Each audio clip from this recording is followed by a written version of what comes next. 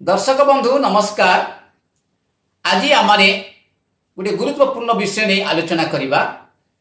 आपण मैंने जानते वर्तमान समय विषय यह हूँ शेष समय। यह शेष काल में विभिन्न घटना गुड़िक घटिया जाऊँगी घटुची विभिन्न लोक मान विभिन्न प्रकार चिंताधारा रही शेष काल को लेकिन बाइबल शेष काल घटना गुड़िक विषय प्रांजल भाव में आम मानक जनाए।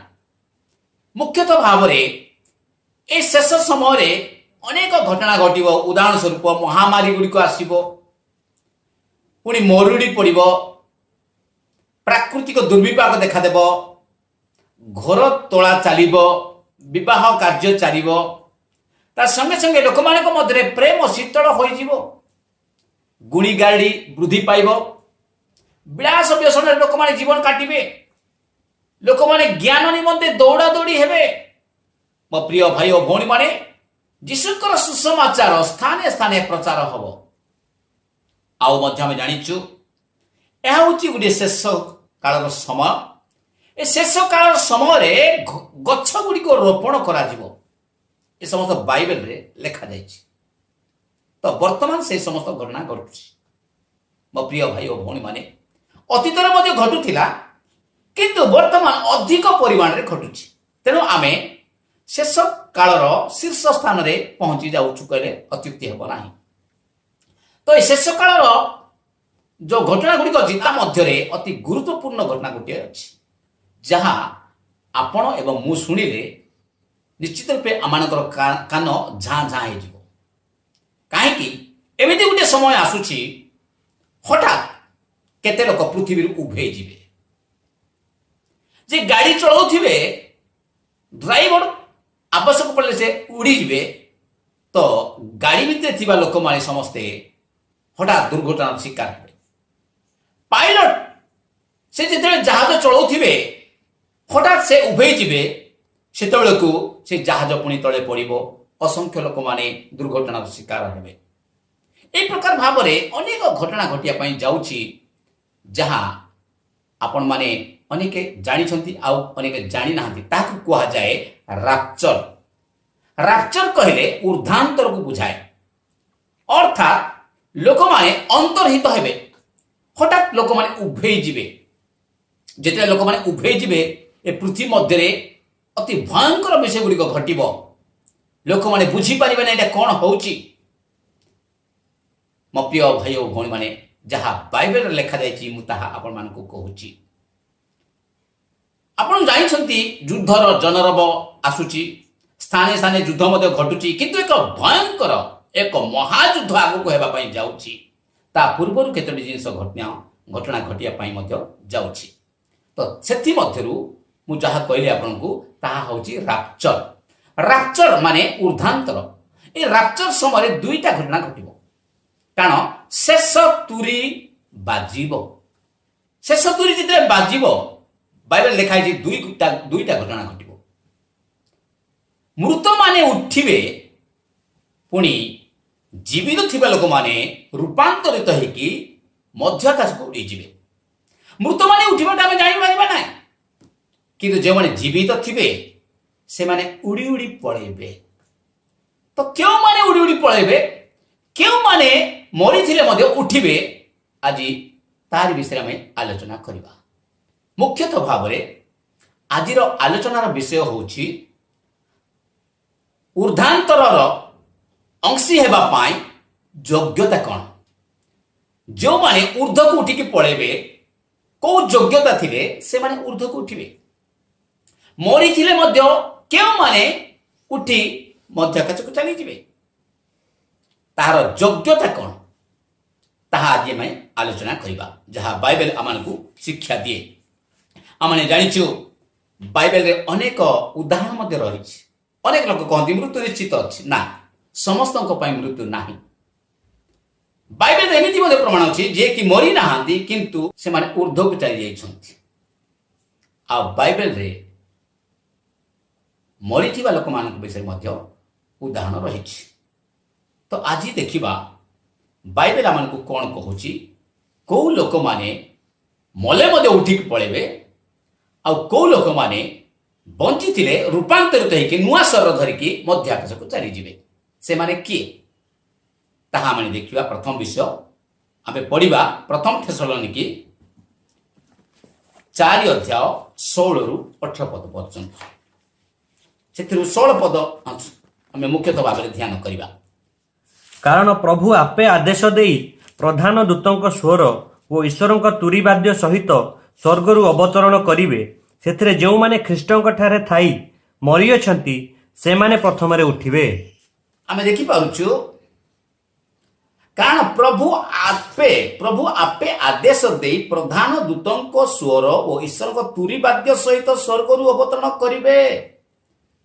ଦେଖନ୍ତୁ ତୁରୀ ବାଦ୍ୟ ବାଜିବ ଆଉ ପ୍ରଧାନ ଦୂତଙ୍କର ଗୋଟିଏ ସ୍ୱର ଆସିବ ଆଉ କଣ ଘଟଣା ଘଟିବ ଦେଖନ୍ତୁ ସେଥିରେ ଯେଉଁମାନେ ଖ୍ରୀଷ୍ଟରେ ଥାଇ ମରିଅଛନ୍ତି ସେମାନେ ପ୍ରଥମରେ ଉଠିବେ।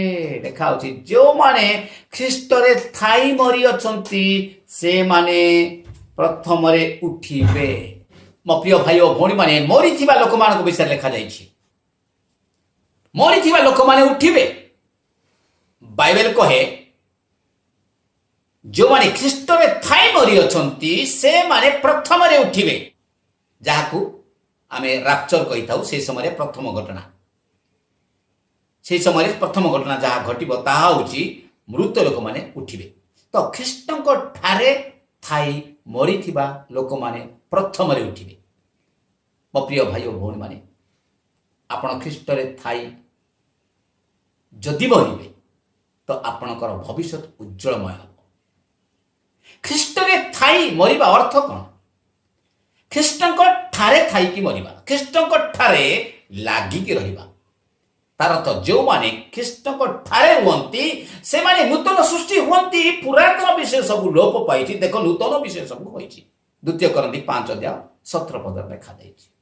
ତ ଖ୍ରୀଷ୍ଟଙ୍କ ଠାରେ ଯେଉଁମାନେ ରହନ୍ତି ସେମାନେ କ'ଣ ହୁଅନ୍ତି? ପରିବର୍ତ୍ତିତ ହୁଅନ୍ତି। ତାଙ୍କର ପୁରୁଣା ଆଚାର ବ୍ୟବହାର, ତାଙ୍କ ପୁରୁଣା ବିଶ୍ୱାସ, ତାଙ୍କର ପୁରୁଣା ସବୁ ବିଷୟ ଲୋପ ପାଇଯିବ। ତାଙ୍କର ନୂତନ ବିଷୟ ହେଇଯିବ, ସେ ନୂତନୀକୃତ ହେଇଯିବେ। ତ ସେମାନେ ଯେତେବେଳେ ମରିଯିବେ ସେମାନେ ଯେହେତୁ ଖ୍ରୀଷ୍ଟଙ୍କ ଠାରେ ଅଛନ୍ତି ତେଣୁ ସେମାନେ ଉଠିବେ। କେତେବେଳେ ଉଠିବେ? ଯେତେବେଳେ ପ୍ରଧାନ ଦୂତଙ୍କର ସ୍ୱର ସେମାନେ ଶୁଣିବେ। ଶୁଣିବା ପାଇଁ ଗୋଟେ କାନ ଦରକାର। କେଉଁମାନେ ଶୁଣିପାରିବେ? ଯେଉଁମାନେ ପୁନର୍ଜନ୍ମ ପ୍ରାପ୍ତ ହୋଇଛନ୍ତି ସେମାନଙ୍କର ଏକ ନୂଆ କାନ ସୃଷ୍ଟି ହେଇଥିବ, ତାହା ହେଉଛି ଆତ୍ମିକ କର୍ଣ୍ଣ, ସେମାନେ ଶୁଣିପାରିବେ। ତ ଖ୍ରୀଷ୍ଟଙ୍କ ଠାରେ ଥାଇ ଯେଉଁମାନେ ମରିଅଛନ୍ତି ସେମାନେ ପ୍ରଥମରେ ଉଠିବେ। ଦ୍ୱିତୀୟ ବିଷୟ ଆମେ ଟିକେ ଦେଖିବା। ଆଉ ତଳ କ'ଣ ଲେଖା ଅଛି? 17 ପଦ ପରେ ଆମେମାନେ ଯେତେ ଲୋକ ଜୀବିତ ରହି ଅବଶିଷ୍ଟ ଥିବୁ ପ୍ରଭୁଙ୍କ ସହିତ ସାକ୍ଷାତ କରିବା ନିମନ୍ତେ ଆମେମାନେ ସେମାନଙ୍କ ସହ ମେଘମାଳାରେ ଶୂନ୍ୟ ମଣ୍ଡଳକୁ ନୀତ ହେବୁ। ଏହି ଭାବରେ ଏହି ପ୍ରକାରେ ଆମମାନେ ସର୍ବଦା ପ୍ରଭୁଙ୍କ ସହିତ ରହିବୁ। ଦେଖନ୍ତୁ ଖ୍ରୀଷ୍ଟଙ୍କ ଠାରେ ଯେଉଁମାନେ ରହନ୍ତି ସେମାନେ ପୃଥିବୀରେ ଥିବା ସମୟରେ ଖ୍ରୀଷ୍ଟଙ୍କ ଠାରେ ରହନ୍ତି। ଆମେ ଯଦି ପୃଥିବୀରେ ଥିବା ସମୟରେ ଖ୍ରୀଷ୍ଟଙ୍କ ଠାରେ ରହିଛୁ ତ ହଠାତ୍ ଯଦି ସ୍ୱର ଆମେ ଶୁଣିବା ତାହେଲେ ଆମେ କ'ଣ ହେବା? ରୂପାନ୍ତରିତ ହେଇକି ଉର୍ଦ୍ଧ୍ୱକୁ ଉଡ଼ି ଯିବା, ସ୍ୱର୍ଗକୁ ଯିବା। ମୋ ପ୍ରିୟ ଭାଇ ଭଉଣୀମାନେ ଯାହା ପ୍ରଥମ କରନ୍ତି 15 ଅଧ୍ୟାୟ ଯଦି ଆମେ ପଢ଼ିବା 50 ପଦରୁ 52 ପଦ ପର୍ଯ୍ୟନ୍ତ ଆମେ ଦେଖିପାରିବା। 52 ପଦ କେବଳ ପଢ଼ିବା। କ'ଣ ଲେଖା ଅଛି? ପ୍ରଥମ କରନ୍ତି 15 ଅଧ୍ୟାୟ 52 ପଦ। କିନ୍ତୁ ଏକ ମୁହୂର୍ତ୍ତରେ ଚକ୍ଷୁର ପଲକରେ ଶେଷ ତୁରୀ ଧ୍ୱନିରେ ଆମ୍ଭେମାନେ ସମସ୍ତେ ପରିବର୍ତ୍ତିତ ହେବା। କାରଣ ତୁରୀ ବାଜିବ ଆଉ ମୃତମାନେ ଅକ୍ଷୟ ହୋଇ ଉତ୍ଥିତ ହେବେ, ପୁଣି ଆମ୍ଭେମାନେ ପରିବର୍ତ୍ତିତ ହେବା। ଦେଖନ୍ତୁ ଦୁଇଟା ଜିନିଷ ଘଟିବ। ମୃତମାନେ ଅକ୍ଷୟ ହୋଇକି ଉଠିବେ, ଆମ୍ଭେମାନେ ସମସ୍ତେ ପରିବର୍ତ୍ତିତ ହେବା। ଏମିତି ଗୋଟେ ସମୟ ଆସୁଛି ଦୁଇଟା ଘଟଣା ଘଟିବ। ଯେଉଁମାନେ ମରିଛନ୍ତି ଖ୍ରୀଷ୍ଟରେ ଥାଇ ସେମାନେ ଉଠିବେ, ପୁଣି ଆମମାନେ ଯେଉଁମାନେ ଜୀବିତ ଅଛୁ ଖ୍ରୀଷ୍ଟଙ୍କ ଠାରେ ଥାଇକି ଜୀବନଯାପନ କରୁଛୁ ଆମେ ପରିବର୍ତ୍ତିତ ହେବା। ନୂଆ ରୂପ ଆମେ ଧାରଣ କରିବା, ନୂଆ ଶରୀର ଧାରଣ କରିବା। ଆମମାନଙ୍କୁ ନ୍ୟୁ ବଡି ଗୋଟେ ଦିଆଯିବ। ଆମେ କେବଳ ଆତ୍ମା ହେଇକି ରହିବା ନାହିଁ, ନୂଆ ଶରୀର ଆମମାନଙ୍କୁ ଦିଆଯିବ। ଆଉ ସେ ଶରୀର ନେଇକି ଆମେ ଆକାଶକୁ ଉଡ଼ି ଉଡ଼ି ଯିବା। କେତେବେଳେ ଉଡ଼ି ଉଡ଼ି ଯିବା? ଯଦି ଆମେ ଖ୍ରୀଷ୍ଟଙ୍କ ଠାରେ ଥିବା, ଯେଉଁମାନେ ଖ୍ରୀଷ୍ଟଙ୍କ ଠାରେ ଥାଇ ବଞ୍ଚୁଛନ୍ତି ସେମାନଙ୍କ ମଧ୍ୟରୁ ଯେଉଁମାନେ ମରିଯାଇଛନ୍ତି ସେମାନେ ମଧ୍ୟ ଉଠିବେ, ଆଉ ଯେଉଁମାନେ ଜୀବିତ ଅଛନ୍ତି ସେମାନେ ମଧ୍ୟ ଆକାଶକୁ ଉଡ଼ି ଉଡ଼ି ଚାଲିଯିବେ ନୂଆ ଶରୀର ଧରିକି। ଏହା ଗୋଟେ ବହୁତ ନିଗୁଢ଼ ବିଷୟ, ଆଉ ଏଇଟା ମଧ୍ୟ ଗୋଟେ ଆଶାର ବିଷୟ। ଭବିଷ୍ୟତ ଆମମାନଙ୍କ ପାଇଁ ଉଜ୍ଜଳମୟ ହେଇପାରିବ। ମୋ ପ୍ରିୟ ଭାଇ ଓ ଭଉଣୀମାନେ, ଦ୍ୱିତୀୟ ବିଷୟ ଆମେ ଦେଖିବା କେଉଁମାନେ ରାପ୍ଚରରେ ଭାଗ ନେଇପାରିବେ। ରୋମୀ 8 ଅଧ୍ୟାୟ 10 ପଦରୁ 11 ପଦ ପର୍ଯ୍ୟନ୍ତ ପାଠ କରିବା। କିନ୍ତୁ ଯଦି ଖ୍ରୀଷ୍ଟ ତୁମମାନଙ୍କ ଠାରେ ଥାଆନ୍ତି, ତାହାହେଲେ ଶରୀର ପାପ ହେତୁ ମୃତ ଅଟେ, ମାତ୍ର ଆତ୍ମା ଧାର୍ମିକତା ହେତୁ ଜୀବିତ ଅଟେ। ଆଉ ଯେ ମୃତମାନଙ୍କ ମଧ୍ୟରୁ ଯୀଶୁଙ୍କୁ ଉଠାଇଲେ, ତାହାଙ୍କର ଆତ୍ମା ଯଦି ତୁମମାନଙ୍କ ଠାରେ ବାସ କରନ୍ତି, ତେବେ ଯେ ମୃତମାନଙ୍କ ମଧ୍ୟରୁ ଖ୍ରୀଷ୍ଟ ଯୀଶୁଙ୍କୁ ଉଠାଇଲେ, ସେ ତୁମମାନଙ୍କ ଠାରେ ବାସ କରୁଥିବା ଆପଣା ଆତ୍ମାଙ୍କ ଦ୍ୱାରା ତୁମମାନଙ୍କ ମର୍ତ୍ତ୍ୟ ଶରୀରକୁ ମଧ୍ୟ ଜୀବିତ କରିବେ। ଦ୍ୱିତୀୟ ବିଷୟ ହେଉଛି ପବିତ୍ର ଆତ୍ମା ମୋ ଠାରେ ବାସ କରୁଅଛନ୍ତି କି? ପବିତ୍ର ଆତ୍ମା ଯଦି ମୋ ଠାରେ ବାସ କରୁଅଛନ୍ତି, ତେବେ ମୋର ଏଇ ବିଶ୍ୱାସ ଅଛି ଯେ ପବିତ୍ର ଆତ୍ମା ଯୀଶୁଙ୍କୁ ଉଠେଇଥିଲେ, ସେଇ ପବିତ୍ର ଆତ୍ମା ମୋତେ ମଧ୍ୟ ଉଠେଇବେ। ତ ପବିତ୍ର ଆତ୍ମା ଖାଲି ଆସୁଛନ୍ତି ଯାଉଛନ୍ତି ନା ବାସ କରୁଛନ୍ତି, ସେଇଟା ବହୁତ ଇମ୍ପୋର୍ଟାଣ୍ଟ। ଅନେକ ସମୟରେ ଲୋକମାନେ ଘର ତିଆରି କରନ୍ତି କିନ୍ତୁ କେବଳ ଯିବା ଆସିବା କରନ୍ତି, କିନ୍ତୁ ବାସ କରନ୍ତି ନାହିଁ। ଆମର ଶରୀର ହେଉଛି ଈଶ୍ୱରଙ୍କର ମନ୍ଦିର, ପବିତ୍ର ଆତ୍ମାଙ୍କର ମନ୍ଦିର। ପବିତ୍ର ଆତ୍ମା ଆମ ଠାରେ ବାସ କରୁଛନ୍ତି କି? ପବିତ୍ର ଆତ୍ମାକୁ ବାସ କରିବା ନିମନ୍ତେ ଆମେ ତାଙ୍କୁ ସୁଯୋଗ ଦେବା ଦରକାର। ଯଦି ପବିତ୍ର ଆତ୍ମା ଆମ ଠାରେ ବାସ କରୁନାହାନ୍ତି, ତାହେଲେ ଆମମାନେ କେବଳ ଶରୀର ଧରିକି ଜୀବନଯାପନ କରୁଛୁ, କିନ୍ତୁ ଆତ୍ମିକ ଭାବରେ ଜୀବନଯାପନ କରୁନାହୁଁ। ଆମମାନଙ୍କର ଭାବନା ସବୁ ଶାରୀରିକ ଭାବନାରେ ପରିଣତ ହୋଇଯାଏ। ଆମମାନେ ଆତ୍ମିକ ଭାବନାରେ ପରିଣତ ହେବାର ଆବଶ୍ୟକତା ରହିଛି। ଯଦି ଆମେ ଆତ୍ମିକ ଭାବରେ ଜୀବନଯାପନ କରୁ ତ ଆମେ ଜୀବନ ପ୍ରାପ୍ତ ହଉ। ଯଦି ଆମେ ଶାରୀରିକ ଭାବରେ ଜୀବନଯାପନ କରୁ ତ ଆମମାନେ କେବଳ ମାଂସ ମାତ୍ର, ଏ ଫ୍ଲେଶ, ଏ ହାଡ଼, ଏ ମାଂସ କେବଳ ଧରିକି ଆମେ ରହିବା। କିନ୍ତୁ ଆତ୍ମିକ ଭାବରେ ଜୀବନଯାପନ କରିବା ପାଇଁ ପ୍ରଭୁ ଆମମାନଙ୍କୁ ଏଇ ଜାଗାରେ ଶିଖାଉଛନ୍ତି। ଆଦି ପୁସ୍ତକ 6 ଅଧ୍ୟାୟ 3 ପଦରେ କ'ଣ ଲେଖା ଅଛି ଦେଖନ୍ତୁ। ତହିଁରେ ସଦାପ୍ରଭୁ କହିଲେ, ଆମ୍ଭର ଆତ୍ମା ମନୁଷ୍ୟ ମଧ୍ୟରେ ସର୍ବଦା ଅଧିଷ୍ଠାନ କରିବେ ନାହିଁ, ଯେହେତୁ ସେମାନଙ୍କ ବିପଥ ଗମନରେ ସେମାନେ ମାଂସ ମାତ୍ର। ଏ ନିମନ୍ତେ ସେମାନଙ୍କ ସମୟ 120 ବର୍ଷ ହେବ। ଦେଖନ୍ତୁ, ପ୍ରଭୁ ଏଇଟା କହୁଛନ୍ତି ଯେ ନହଙ୍କ ଜଳ ପ୍ଲାବନ ସମୟରେ ପ୍ରଭୁ ପୃଥିବୀକୁ ନିରୀକ୍ଷଣ କରି ଏକଥା କହୁଛନ୍ତି ଯେ ଆମ୍ଭର ଆତ୍ମା ମନୁଷ୍ୟ ମଧ୍ୟରେ ସର୍ବଦା ଅଧିଷ୍ଠାନ କରିବେ ନାହିଁ। ମନୁଷ୍ୟ ମଧ୍ୟରେ ପବିତ୍ର ଆତ୍ମା ସର୍ବଦା ଅଧିଷ୍ଠାନ କରିବେ ନାହିଁ। କେତେବେଳେ? ଯେତେବେଳେ ସେମାନେ ପାପରେ ଡୁବି ଯାଆନ୍ତି। ତେଣୁ ଲେଖା ଅଛି, ଯେହେତୁ ସେମାନଙ୍କ ବିପଥ ଗମନରେ ସେମାନେ ମାଂସ ମାତ୍ର, ଏଥି ନିମନ୍ତେ ସେମାନଙ୍କର ସମୟ 120 ବର୍ଷ ହେବ। ବୟସ କମି କମି କମି କମି ଚାଲିଗଲା। ମୋ ପ୍ରିୟ ଭାଇ ଓ ଭଉଣୀମାନେ, କାହିଁକି ବୟସ କମି କମି ଯାଉଛି? ମଣିଷ ଯେତେବେଳେ ଶରୀର ଉପରେ ଅଧିକ ନିର୍ଭର କରେ, ସେତେବେଳେ ତାର ବୟସ କମି କମି ଚାଲିଯାଏ। କିନ୍ତୁ ଯେତେବେଳେ ଜଣେ ପ୍ରଭୁଙ୍କ ଉପରେ ନିର୍ଭର କରେ, ସେଥିରେ ତାଙ୍କର ଆୟୁଷ ମଧ୍ୟ ବୃଦ୍ଧି ପ୍ରାପ୍ତ ହୁଏ। ପ୍ରଭୁ ଆଜି ଆମମାନଙ୍କୁ କହିବା ପାଇଁ ଯାଉଛନ୍ତି, ପବିତ୍ର ଆତ୍ମା ଆମଠାରେ ବାସ କରୁଛନ୍ତି କି? ପବିତ୍ର ଆତ୍ମା ଯଦି ଆମଠାରେ ବାସ କରୁଛନ୍ତି, ତାହେଲେ ଆମେ ପାପ ପ୍ରତି ମୃତ ହେଇଯାଇଛୁ। ଆମେ ପାପକୁ ଘୃଣା କରୁଛୁ, କାରଣ ପବିତ୍ର ଆତ୍ମା ନିଜେ ଆମମାନଙ୍କ ମଧ୍ୟରେ ଥାଇ ଆମମାନଙ୍କୁ ଶକ୍ତିଯୁକ୍ତ କରୁଅଛନ୍ତି। ତ ବାଇବେଲ ଆମମାନଙ୍କୁ ପ୍ରମାଣିତ କରୁଛି ଯେ ପବିତ୍ର ଆତ୍ମା ଯଦି ତୁମଠାରେ ବାସ କରୁଥିବେ, ତାହେଲେ ତୁମର ମର୍ତ୍ତ୍ୟ ଶରୀରକୁ ମଧ୍ୟ ସେ ଉଠେଇବେ। ଯଦି ପବିତ୍ର ଆତ୍ମା ଆମଠାରେ ବାସ କରୁଥିବେ, ତାହେଲେ ମଲେ ମଧ୍ୟ ଆମମାନଙ୍କର ଭରସା ରହିଛି। କାରଣ ପ୍ରଭୁ ଯୀଶୁଖ୍ରୀଷ୍ଟଙ୍କ ଠାରେ ପବିତ୍ର ଆତ୍ମା ସର୍ବଦା ବାସ କରୁଥିଲେ। ସଦାପ୍ରଭୁଙ୍କର ଆତ୍ମା ମୋ ଠାରେ ଅଧିଷ୍ଠାନ କରନ୍ତି, ସେ କହୁଥିଲେ। ଆଉ ପବିତ୍ର ଆତ୍ମା ଯଦି ଆମଠାରେ ବାସ କରୁଥିବେ, ହଠାତ୍ ଯଦି ଆମେ ପୃଥିବୀରୁ ବିଦାୟ ନେଇକି ମୃତ୍ୟୁର ଶିକାର ହେବା, ତଥାପି ଆମର ଭରସା ରହିଛି। କାରଣ ପ୍ରଭୁ ଯୀଶୁ ମଲା ପରେ ମଧ୍ୟ ତାଙ୍କର ଭରସା ଥିଲା। କାହିଁକି? ସେ ମରିଗଲା ଉତ୍ତାରେ ମଧ୍ୟ ତୃତୀୟ ଦିବସରେ ପବିତ୍ର ଆତ୍ମା ତାଙ୍କୁ ଉଠେଇଲେ। ଯେଉଁ ପବିତ୍ର ଆତ୍ମା ଯୀଶୁଙ୍କୁ ଉଠେଇଲେ, ସେହି ପବିତ୍ର ଆତ୍ମା ଯଦି ଏହି ପୃଥିବୀରେ ଆମ ସହିତ ବାସ କରୁଥିବେ, ତେବେ ସେ ଆମକୁ ମଧ୍ୟ ମୃତ୍ୟୁ ଉତ୍ତାରେ ଉଠେଇବେ। ଅର୍ଥାତ୍ ଯେତେବେଳେ ସେମାନେ ସ୍ୱର ଶୁଣିବେ, ଯେତେବେଳେ ତୁରୀ ବାଜିବ ସେମାନେ ଉଠିବେ। ଏଇ ଘଟଣା ଆଗକୁ ଘଟିବା ପାଇଁ ଯାଉଛି। ମୋ ପ୍ରିୟ ଭାଇ ଓ ଭଉଣୀମାନେ, ରାପ୍ଚର ପାଇଁ ଆପଣଙ୍କର କ୍ୱାଲିଫିକେସନ୍ ଅଛି କି? ରାପ୍ଚର ପାଇଁ ମୋ ପାଖରେ କିଛି ଯୋଗ୍ୟତା ଅଛି କି? ତାହା ମାନେ ନିରୀକ୍ଷଣ କରିବା ଦରକାର ଅଛି। ଆମେ ପ୍ରଥମେ ଦେଖିଲୁ ରାପ୍ଚରରେ ଭାଗ ନେବାକୁ ହେଲେ ଆମେ ଖ୍ରୀଷ୍ଟଙ୍କ ଠାରେ ବାସ କରିବା ଦରକାର, ଖ୍ରୀଷ୍ଟଙ୍କ ସହିତ ଲାଗି ରହିବା ଦରକାର ଅଛି। ଦ୍ୱିତୀୟରେ ଖ୍ରୀଷ୍ଟଙ୍କର ଆତ୍ମା ଆମ ଶରୀର ମଧ୍ୟରେ ବାସ କରୁଥିବା ଦରକାର ଅଛି। ତୃତୀୟରେ ଦେଖିବା ଆଦି ପୁସ୍ତକ 5:22-24 ପାଠ କରିବା। ଆଦି ପୁସ୍ତକ 5:22-24 ପଦ। ମଥୁସେଲର ଜନ୍ମ ଉତ୍ତାରେ ହନୋକ 300 ବର୍ଷ ପର୍ଯ୍ୟନ୍ତ ପରମେଶ୍ୱରଙ୍କ ସହିତ ଗମନାଗମନ କଲେ। ପୁଣି ସେ ଆହୁରି ପୁତ୍ରକନ୍ୟାମାନଙ୍କୁ ଜାତ କଲେ। ହନୋକଙ୍କର ବୟସ ସର୍ବସୁଦ୍ଧା 365 ବର୍ଷ ଥିଲା। ହନୋକ ପରମେଶ୍ୱରଙ୍କ ସହିତ ଗମନାଗମନ କଲେ, ଆଉ ସେ ଅନ୍ତର୍ହିତ ହେଲେ, ଯେହେତୁ ପରମେଶ୍ୱର ତାଙ୍କୁ ଗ୍ରହଣ କଲେ। ଏଠି ଦେଖନ୍ତୁ, ହନୋକ ବୋଲି ଜଣେ ବ୍ୟକ୍ତି ଥିଲେ ଯେ କି 300 ବର୍ଷ ପର୍ଯ୍ୟନ୍ତ ପରମେଶ୍ୱରଙ୍କ ସହିତ ଗମନାଗମନ କଲେ, ଅର୍ଥାତ୍ ଈଶ୍ୱରଙ୍କ ସହିତ ଏକ ମତରେ ଚାଲିଲେ। 65 ବର୍ଷ ଛାଡ଼ିଦେଲେ ସେ 300 ବର୍ଷ ପର୍ଯ୍ୟନ୍ତ ପରମେଶ୍ୱରଙ୍କ ସହିତ ଗମନାଗମନ କରୁଛନ୍ତି। କ'ଣ ଘଟଣା ହେଲା? ସେ ଅନ୍ତର୍ହିତ ହେଲେ ବୋଲି ଲେଖା ଅଛି। ଉର୍ଦ୍ଧାନ୍ତରକୁ ଚାଲିଗଲେ, ଉଡ଼ି ଉଡ଼ି ଚାଲିଗଲେ, ରୂପାନ୍ତରିତ ହେଲେ। ହନୋକ ହେଉଛନ୍ତି ଆମମାନଙ୍କର ଜଣେ ଆଦର୍ଶ ବ୍ୟକ୍ତି। ଯଦି ଆପଣ ଜୀବିତ ଥିବେ ପୃଥିବୀରେ କିନ୍ତୁ ଖ୍ରୀଷ୍ଟଙ୍କ ଠାରେ ଅଛନ୍ତି, ତୁରୀ ବାଜିବ, ପ୍ରଧାନ ଦୂତଙ୍କ ସ୍ୱର ଆସିବ, ବାଦ୍ୟ ବାଜିବ, ସେତେବେଳେ ଆପଣ ସ୍ୱର ଶୁଣିପାରିବେ। ଆଉ ଯେତେ ସ୍ୱର ଶୁଣିବେ ଆପଣଙ୍କର ଶରୀରର ରୂପ ପରିବର୍ତ୍ତନ ହୋଇଯିବ।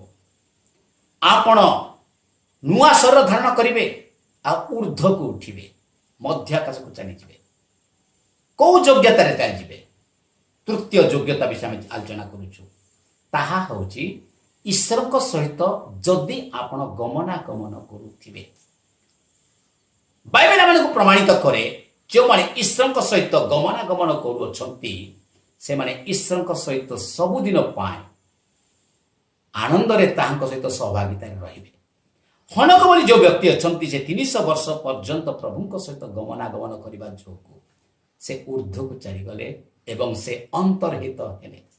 ମୋ ପ୍ରିୟ ଭାଇ ଓ ଭଉଣୀମାନେ, ଈଶ୍ୱରଙ୍କ ସହିତ ଗମନାଗମନ କରିବାର ଅର୍ଥ କ'ଣ? ଈଶ୍ୱର ଯେଉଁ ଆଜ୍ଞା ଦେଉଛନ୍ତି ସେହି ଆଜ୍ଞା ଅନୁସାରେ ଆମେ ଚାଲିବା। ଈଶ୍ୱର ଯେଉଁ ଇଚ୍ଛା ମାନଙ୍କୁ ପ୍ରକାଶ କରୁଛନ୍ତି ସେହି ଇଚ୍ଛା ଦେଇ ଚାଲିବା। ଈଶ୍ୱରଙ୍କ ସହିତ ଗମନାଗମନ କଲେ, କାରଣ ଈଶ୍ୱରଙ୍କ ଇଚ୍ଛା ଜାଣିକି ସେହି ଅନୁସାରେ ସେ କାର୍ଯ୍ୟ କଲେ। ମୋ ପ୍ରିୟ ଭାଇ ଓ ଭଉଣୀମାନେ, ଈଶ୍ୱରଙ୍କର ଇଚ୍ଛା ଜାଣିବା ନିତାନ୍ତ ଜରୁରୀ। ମଣ୍ଡଳୀ ମାନଙ୍କରେ ସବୁ ବିଷୟ ଶିକ୍ଷା ଦିଆଯାଉଛି, କିନ୍ତୁ ଈଶ୍ୱରଙ୍କ ଇଚ୍ଛା ବିଷୟରେ ଶିକ୍ଷା ଅତି କ୍ୱଚିତ ପରିମାଣରେ ଦିଆଯାଉଛି। ଆମୋସ ପୁସ୍ତକ 3:3 ଲେଖା ଅଛି, ଏକ ପରାମର୍ଶ ନହେଲେ କି ଦୁହେଁ ଏକତ୍ର ଗମନ କରିପାରିବେ। ଏକ ପରାମର୍ଶ ନହେଲେ ଦୁଇ ଜଣ ଏକତ୍ର ଗମନ କରିପାରିବେ ନାହିଁ। ଈଶ୍ୱରଙ୍କ ସହିତ ଗମନାଗମନ କରିବାକୁ ହେଲେ ଈଶ୍ୱରଙ୍କର ମତ ସହିତ ଆମମାନଙ୍କର ମତ ମିଶିବା ଦରକାର। ଈଶ୍ୱରଙ୍କ ଇଚ୍ଛା ସହିତ ଆମମାନଙ୍କର ଇଚ୍ଛା ମିଶିବା ଦରକାର। ଏହି ପୃଥିବୀରେ ବଞ୍ଚିବା ସମୟରେ ଈଶ୍ୱରଙ୍କ ଇଚ୍ଛା ଅନୁସାରେ ଯେଉଁମାନେ ଗମନାଗମନ କରନ୍ତି ସେମାନେ ରୂପାନ୍ତରିତ ହେବେ। ଆପଣ ଜାଣିଛନ୍ତି ପ୍ରଭୁ ଯୀଶୁଖ୍ରୀଷ୍ଟ ରୂପାନ୍ତରିତ ହେବେ। ସେ ପୁନରୁତ୍ଥାନ ହେଲା ପରେ ତାଙ୍କ ଶରୀର ଆମେ ଯେତେବେଳେ ଦେଖୁଛୁ ସେଇଟା ଗୋଟେ ଭିନ୍ନ ପ୍ରକାର ଶରୀର, ତାକୁ କୁହାଯାଏ ଅକ୍ଷୟ ଶରୀର। କବାଟ ବନ୍ଦ ହୋଇଥିବ, ତାଲା ପଡ଼ିଥିବ, କିନ୍ତୁ ତା ଭିତରେ ସେହି ଶରୀର ପ୍ରବେଶ କରିପାରିବ। ପ୍ରଭୁ ଯୀଶୁ ଯେତେବେଳେ ପୁନରୁତ୍ଥିତ ହେଲେ ତାପରେ ସେ ପ୍ରକାର ଶରୀର ନେଇକି ସେ ବଞ୍ଚିଲେ। ମଣିଷକୁ ପ୍ରଭୁ ଆତ୍ମା କରି କେବଳ ବଞ୍ଚାନ୍ତି ନାହିଁ, ମଣିଷ ପାଇଁ ପ୍ରଭୁଙ୍କର ଯୋଜନା ଏହା ଯେ ମଣିଷ ଯେପରି ଶରୀର ଭିତରେ ରହିପାରିବ। ତ ଆମମାନେ ସମସ୍ତେ ଶରୀର ହେଇକି ଉତ୍ଥିତ ହେବା, ନୂଆ ଶରୀର ଧରିକି ଉତ୍ଥିତ ହେବା। ମୋ ପ୍ରିୟ ଭାଇ ଓ ଭଉଣୀମାନେ, ଈଶ୍ୱରଙ୍କ ସହିତ ଗମନାଗମନ କରିବା ଦରକାର। ଈଶ୍ୱର ଯେମିତି ପବିତ୍ର, ଆମମାନଙ୍କୁ ସେମିତି ପବିତ୍ର ହେବା ଦରକାର। ଈଶ୍ୱର ଯେଉଁ ପ୍ରକାର ଭାବରେ ଆମମାନଙ୍କୁ ଜୀବନଯାପନ କରିବା ପାଇଁ ଇଚ୍ଛା କରୁଛନ୍ତି ଆମେ ସେମିତି ଚାଲିବା ଦରକାର। ଯୀଶୁଖ୍ରୀଷ୍ଟ ଜଗତରେ ଥିବା ସମୟରେ ଈଶ୍ୱରଙ୍କ ସହିତ ଗମନାଗମନ କରୁଥିଲେ, ଅର୍ଥାତ୍ ସେ ଈଶ୍ୱରଙ୍କ ଇଚ୍ଛା ଅନୁସାରେ ଆତ୍ମାଙ୍କ ଦ୍ୱାରା ପରିଚାଳିତ ହେଉଥିଲେ। ତେଣୁ ରୋମୀ ପୁସ୍ତକ 8:14 ଲେଖାଯାଇଛି, ଯେତେ ଲୋକ ଈଶ୍ୱରଙ୍କର ଆତ୍ମାଙ୍କ ଦ୍ୱାରା ଚାଳିତ ହୁଅନ୍ତି ସେମାନେ ଈଶ୍ୱରଙ୍କ ସନ୍ତାନ। ଖାଲି ଆତ୍ମାରେ ପୂର୍ଣ୍ଣ ହେବା ପାଇଁ ପ୍ରଭୁ ଆମକୁ କହୁନାହାନ୍ତି, ଆତ୍ମାରେ ଚାଳିତ ହେବା ଦରକାର। ଆତ୍ମା ମାନଙ୍କୁ ଯୁଆଡ଼େ ନେବେ ଆମେ ସିଆଡ଼େ ଯିବା ଦରକାର।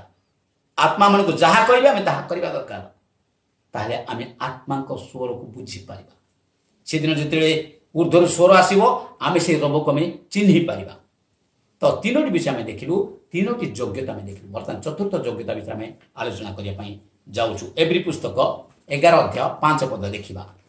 ବିଶ୍ୱାସ ଦ୍ୱାରା ହନୋକ ମୃତ୍ୟୁଭୋଗ ନ କରି ଅନ୍ତର୍ହିତ ହେଲେ ସେ ଆଉ ଦେଖାଗଲେ ନାହିଁ, କାରଣ ଈଶ୍ୱର ତାଙ୍କୁ ଅନ୍ତର୍ହିତ କରିଥିଲେ। ଦେଖନ୍ତୁ ଏ ଜାଗାରେ ଲେଖା ଅଛି ଯେ ବିଶ୍ୱାସ ଦ୍ୱାରା ହନୋକ ଈଶ୍ୱରଙ୍କ ସହିତ ଗମନାଗମନ କଲେ ଏବଂ ସେ ଅନ୍ତର୍ହିତ ହେଲେ। ତ ଗମନାଗମନ କରିବା ପାଇଁ ହେଲେ ବିଶ୍ୱାସ ଦରକାର। ଆଗକୁ ଅନ୍ତର୍ହିତ ହେବା ପାଇଁ ହେଲେ, ରାପ୍ଚରରେ ଭାଗ ନେବା ପାଇଁ ହେଲେ ଆମମାନଙ୍କୁ ବିଶ୍ୱାସରେ ଜୀବନଯାପନ କରିବା ଦରକାର।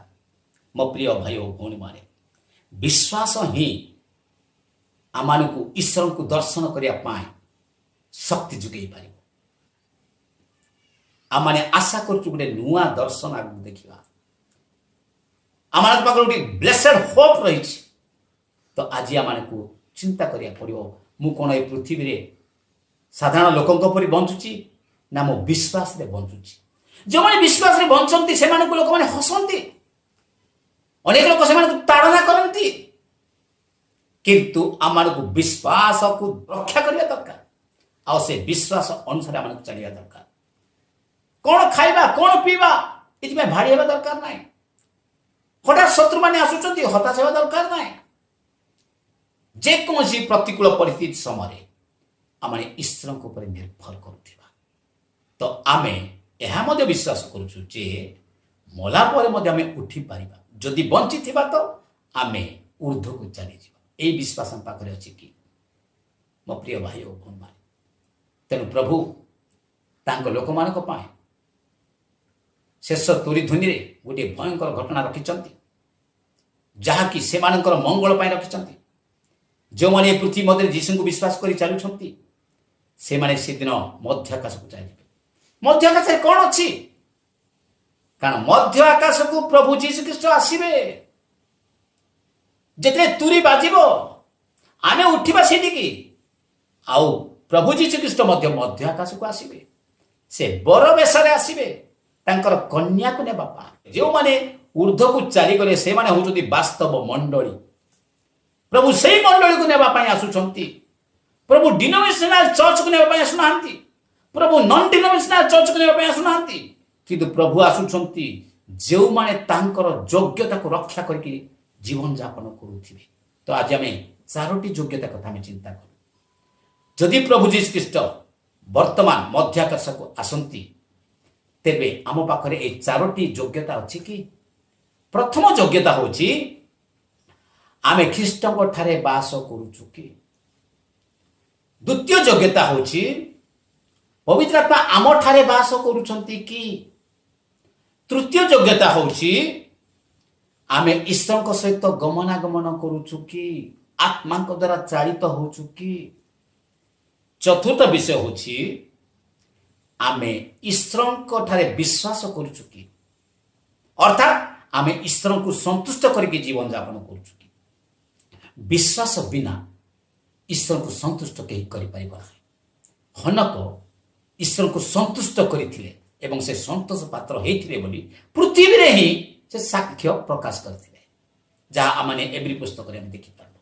ଆମମାନଙ୍କର ଲାଇଫ୍ ଆମମାନଙ୍କର ସାକ୍ଷ୍ୟ, ଆମମାନଙ୍କର ଜୀବନଯାତ୍ରା ପ୍ରଣାଳୀ ଆମମାନଙ୍କର ସାକ୍ଷ୍ୟ।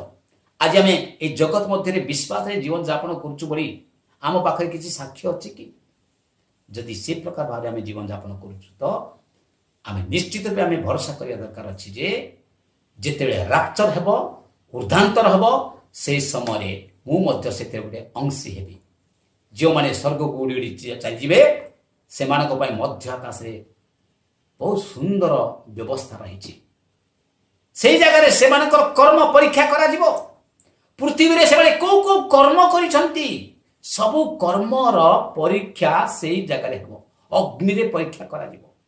ଯେଉଁମାନଙ୍କର ଉତ୍ତମ କର୍ମ ଅଛି ସେମାନଙ୍କୁ ସେହି ପରିମାଣରେ उत्तम पुरस्कार दिज्व भिन्न भिन्न प्रकार कर्म मनीष करें विशेषकर विश्वासी मान कर्मर मध्य पुरस्कार अच्छी मो प्रिय भाई और भौणी मैंने तो आम से कर्मर पुरस्कार पाइपर जदि आम पृथ्वी में थी उत्तम कर्म करुचु तो से पुरस्कार पाइबा से परित्राण नुह से पुरस्कार विश्वास आम परित्राण पाचु किंतु जो कर्म करुचु पृथ्वी रे जो सेवा करुचु से एक्स्ट्रा रिवार्ड दिज्व पुरस्कार दिज्व मो प्रिय भाई और भौणी मैंने तापर कौन हम मध्य आकाश में भोजी हेब जते मध्य आकाश में विराट भोजी हेब विवाह भोज आम से अंशी हेबा आम विभिन्न प्रकार पुरस्कार दि जाइथिबो एक महा आडंबर आम से जीवन काटुवा बेले पृथ्वी में शैतान राजनीति चली जेहेतु मंडली उठिकी ऊर्ध्व को चलीगला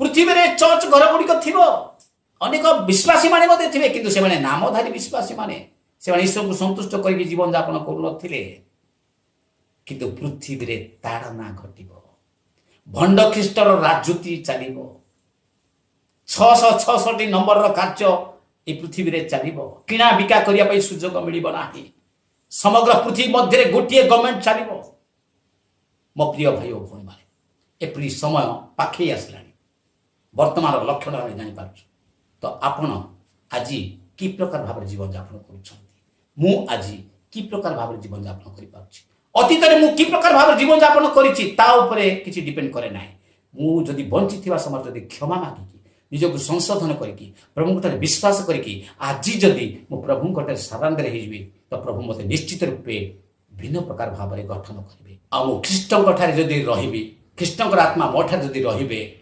एवं मु ईश्वर सहित जदि गमनागमन करी आत्मा द्वारा परिचय हो जीवन यापन काटिबी एवं ईश्वर को विश्वास रे संतुष्ट करी ताहले मोर भविष्य सौभाग्य परिपूर्ण हम मो प्रिय भाई और भौणी मैंने आसतु आम निज निज को परीक्षा करवा केवल राप्चर रे भाग नेबी बोली भावंतु ना ऊर्ध्व को चलजी बोली मने मने भावंतु ना किंतु एई योग्यता गुडी को आपण अनुध्यान करंतु कारण यह बाइबल लिखा जाए योग्यता गुड़ी आम पाखे अच्छी कि ना आत्म परीक्षा करने दरकार तेरे आम निश्चित रूपे से महा भोजरे अंशी हो पार प्रभु ए शिक्षा पर आशीर्वाद करंतु आसतु प्रार्थना करवा स्वर्गीय पिता मु तुमको धन्यवाद करुच्ची आज तुम्हें आम शिक्षा देल प्रभु तुम्हें आगामी दिन में प्रभु बर बेश मध्याकाश को आसवाई जाऊछ ता पूर्वर आम तुम्हें प्रस्तुत करुच प्रभु मंडली को तुम्हें परिष्कार करुच विश्वासी मान तुम्हें चेतना देउछ से तुमको धन्यवाद करुच्ची प्रभु तुम आगमन लक्षण गुड़िक आम देखिपुँ किंतु तुम आगमन समय प्रभु आमारे कौन योग्य हो पार कि अनेक प्रश्न आम पाखे आसूची प्रभु विशेषकर मु प्रार्थना करुच्ची तुम्हें जिते बर बेश मध्याकाश को आसीज से राप्चर हे प्रभु से मत तुम्हें अंशी करा विशेषकर प्रभु मुझे तुम ठारे सर्वदा लगी रही से मत तुम्हें सामर्थ्य प्रदान कर पवित्र आत्मा जमी मो हृदय भितर सर्वदा बास करेंगे एवं मत शक्तियुक्त करेंगे एवं साहस देवे से तुम प्रार्थना करुच्ची बाबा मु प्रार्थना करुच्ची मुझे आत्मा द्वारा परिचालित हे सर्वदा ईश्वर को इच्छा जाणी प्रभु ईश्वर सहित गमनागमन करी से मत तुम्हें साहाय्य कर पुणी प्रार्थना करुच्ची प्रभु मुझे विश्वास सहित तुमको संतुष्ट कर विश्वास रे जीवन यापन करी मत तुम्हें साहाय्य कर समस्त प्रार्थना कर शुणिल से तुमको धन्यवाद दूची प्रभु विशेषकर प्रभु आम मले जमी आउ थे उठी पारू से कन्फर्मेशन तुम्हें आम दियो तुम्हें आम समस्त गति आम सहवर्ती हुआ प्रार्थना शुणिच जो मैंने वाक्य शुणी प्रत्येक जीवन में प्रभु तुम्हें सत्यता प्रकाश कर तुमको धन्यवाद दे प्रेममय महान त्राणकर्ता प्रभु जीशु नाम प्रार्थना।